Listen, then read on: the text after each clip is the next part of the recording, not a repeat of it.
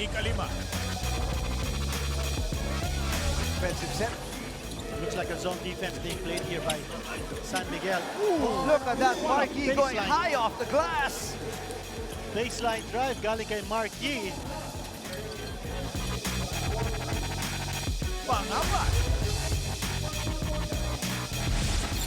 Gets into front of Chef. Napitawan ni Larry. And there's the Kiwag Kiwag. with a steal. And the Kiwag will make it 93-82 in favor of Meralco. Pangatlo. Somehow, napunta pa yung kay Romeo. 3 to shoot. Romeo's gotta go.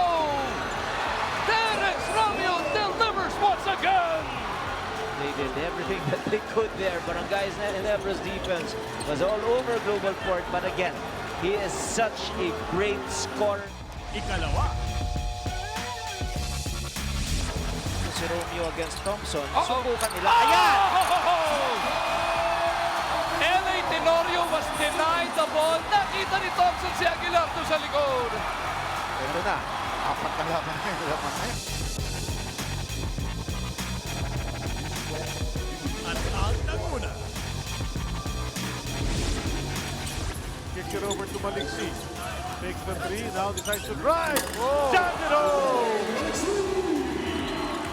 Grabe talaga yung iba talaga yung athleticism. Nakita niya lane that Mark Fingers was able to screen off his man. And the lane was wide open and there was no help.